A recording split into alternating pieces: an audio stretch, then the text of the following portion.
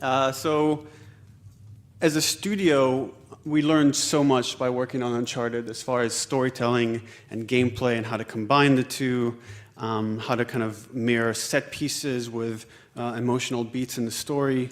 And if you're interested in a lot of that stuff, Bruce Straley and I gave a GDC talk. You could find a GDC Vault at 2010 called Creating the Active Cinematic Experience. But I'm not going to talk about that. While working on Uncharted 2, Bruce and I would have these dinners where we just kind of discuss blue sky ideas of like story ideas or just gameplay concept, and we both loved eco a lot, as you can kind of tell from our games. And this one idea that we kept kind of coming back to and brainstorming was this concept of the mute girl. And the idea was that in Uncharted 2, Nathan Drake would get to this Nepalese city that's war-torn. You'd be part of a resistance group and you camp down with them for the night. And one of this girl that was mute, and the idea to make her mute was that everything that happens between you is all based on gameplay mechanics. So she would wake you up and kind of motion for you to follow her, and you'd stand up and everyone's still sleeping and you can hear gunshots in the distance. And you're like following her into an alley and she starts climbing this fire escape and you follow her like, climbing pipes all the way to the top, and then she shares with you this view of the city that she calls home. And it was, in our minds, it was a really beautiful moment of how you can bond with someone through gameplay. And again, that idea didn't make it into Uncharted 2, it just didn't work with the story we're trying to tell. It kind of made it into as Tenzin, the idea of this rescuer, this guy that saves your life, and you go with him to this cavern and adventure together. But we still kind of had that idea, that excitement of that mute girl in the back of our mind. The other thing that happened is we watched BBC. And if you haven't seen the video of the cordyceps, I highly recommend it, but for those that don't know, cordyceps is this kind of fungus that takes over ants and essentially turns them into crazy zombies. It's pretty awesome. Water break. So now we're back at that moment of that, now what? So I have this idea in the back of my head about this comic book / project idea that I was kind of just intrigued with the swapping characters. We had that idea of the mute girl. We have this cordyceps idea. And I would talk to Bruce about all these, and we kind of discuss, can you make gameplay out of that? And we kind of explored for a while. And we got kind of excited about the idea of making a game around all those concepts together. But then, for some reason, I decided to change it quite a bit. And I'm not sure why. Maybe because now it's a game, it had to be more gamey. And the first project we started kind of, moving forward on was called Mankind. And the idea is very similar to what you've seen in The Last of Us, that the cordyceps has jumped from insects to people. And the people it infects, it can kind of create monsters or kill them. But the twist, the thing that was different about this idea was that it only infected women. And you found the one girl that it didn't infect, and that was Ellie. And you kind of protected her and tried to like bring her to this lab where they were kind of finding a cure. And there were a lot of things that we were really excited about this idea, but ultimately it failed. And the reason it failed is because it was a misogynistic idea. And it's hard for me to say, and I'm kind of airing some dirty laundry here, but I'm really proud that at Naughty Dog we have this really flat structure where people can speak up. If they don't like ideas, or the story isn't working, or gameplay isn't working, someone can say something. And a lot of the female workers at Naughty Dog came up and said, I don't like this idea. I understand what you're trying to do, that it is ultimately a story about the love of a girl, but the way it's coming off is you have a bunch of women turning into monsters and you're shooting them in the face. So I had a lot of attachments to the idea and I refused to kind of let it go, but eventually I did have this kind of awakening and I realized that was not good. So that got scrapped. And then over the next several months, Bruce and I kind of hold ourselves in a room and like picked bits and pieces of the story that we liked, kind of came up with environments that were interesting to us, and we put this thing together, this pitch that's now going to be much closer to what you saw in the game. So one of the things that happened to me during production, I say happened to me, that's kind of a weird way of phrasing it, I became a dad to a girl. And one of the first aha moments I had when kind of working on the story and the structure is when we figured out Joel's arc. And his arc is all about this irrational love you feel for your kid, that you would do anything to take away their pain, and definitely anything in the world to save them from harm. And it's about how far this guy who's become a father to Ellie, how far he's willing to go to save her. Clearly he's willing to give up his life. That comes pretty easily for him because he doesn't care much about it. But then we see he's willing to give up his friends and family's life, or put them at risk. All these walls and defenses that he's put around himself to kind of protect his emotional state, he's willing to throw all those down and put those at risk. Because it's worth it. It's worth putting that at risk to have that love of your kid. Even though that you might have to deal with something horrible happening to them. And he's willing to put his soul on the line, right, damning the rest of mankind in exchange for this girl's life.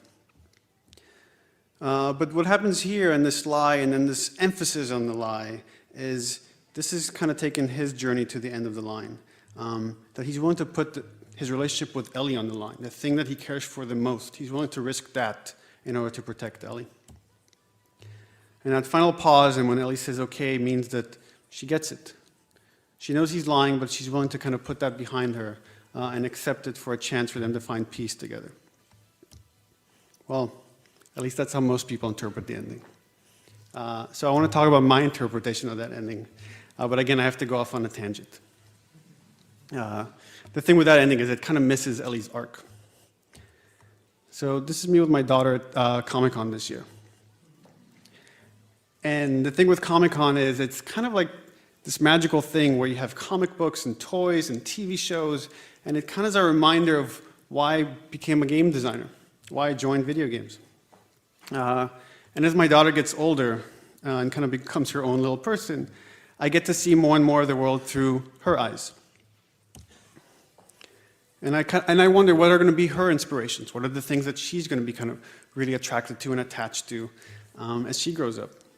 And as a game creator, I look around at kind of what we are making and what are going to be her role models from the stories, and I don't like what I see. More specifically, I'm talking about our female characters. And whether we want to admit it or not, these are role models.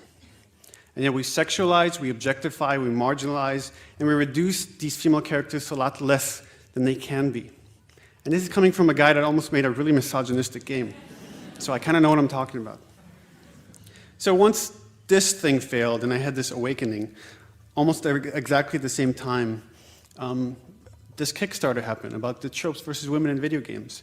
And while you might argue with the way it delivers its message or whether every point is exact, you can't argue with just the pattern that you see in the industry. So I was really intrigued by this. The videos for the video games hadn't come out yet, but I watched the rest of Anita's videos, and I realized it's not just a problem in games, it's actually throughout entertainment. So I wanted to learn more about it on my own, so I started reading some of these books. And you see that popular culture has quite a significant effect, and we, as human beings, we mimic the things that we really like and love, and it affects how we feel about ourselves, our self-esteem, how girls feel about themselves, and how us as guys kind of view girls.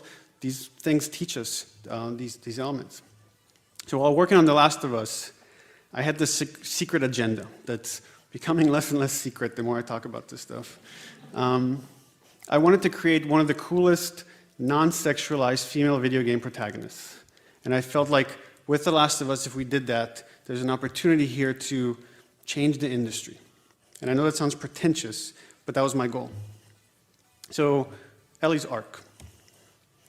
So Ellie starts out clinging to these parental figures, thinking she needs someone much stronger than her in order to survive in this world.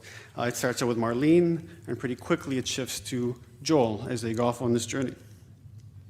And she looks up to Joel. She wants to be like him. She wants to win his respect. And it's this kind of theme that we emphasize throughout the entire story. An example of it is like when Ellie's talking to Sam, she talks about how her greatest fear, more than anything, is ending up alone. And yet as the story develops, we see that she's quite capable. In fact, she's been capable this whole time. And many times, like, she stands up to Joel and forces him to respect her as an equal. And at times, even more than that, right? When Joel is, again, we get to this moment that he's incapacitated, and as a player, you become Ellie, and you get to see how strong she is and how she tends to Joel and eventually kind of brings him back to life. And it's as Ellie that you kind of confront the worst of mankind, and you fight a character that does horrible things, not for survival, but for enjoyment. It's the only boss fight in the game. And this whole sequence is structured purposefully in such a way so that you think in the last moment, Joel's going to burst in through that door and save Ellie, but in fact, Ellie saves herself in kind of a brutal way. And then we kind of pay respect to that sequence and show that it has a toll. And just because we're creating strong characters doesn't mean they can't have moments of weakness, that they can't be vulnerable. And at this moment, Joel does his best to cheer Ellie up, to bring her out of this dark place that she went to in her mind. And he opens up to her in ways that he's never opened up to anyone since the death of his daughter. But again, it's Ellie who lifts her own spirits when she finds kind of the beauty in this herd of giraffes. And we come to that ending and that lie and that okay, and what does that okay mean? Well, it's definitely not a complicit, yeah, I'll go along with you. In fact, it's the opposite. It's Ellie for the first time waking up and realizing that she can't rely on him anymore. That while she loves him for what he's done for her, she hates him for robbing her of that choice. She knows that she has to leave him. She has to make her own decisions and her own mistakes. That's her arc going to the end of the line. The thing she wanted most in life is this father figure, but to become truly independent, she has to give that up. And that's kind of like those two arcs are the core truth for me in this story. That all the sacrifices we make as parents is to give our kids tools to make their own decisions. Because that's what I want for my daughter. That even though I'll always be there for her, that she'll eventually grow up and become her own person. And I hope that I leave her with the tools to be better than me. And a big part of that, and this opportunity that I have, is to create better role models. And kind of wrapping this whole thing up, like I want to say that, being honest is the ticket to success, but that's too simplistic, right? Obviously, when you to make a successful game requires, well, gameplay, art, audio, marketing, timing, and a whole lot of luck. But if you happen to get all those things right, and they're coupled with a core truth, then I believe you can make a significant impact. And The Last of Us has only been out for a few months, but I'm pretty damn proud of the impact it's had so far. Thank you.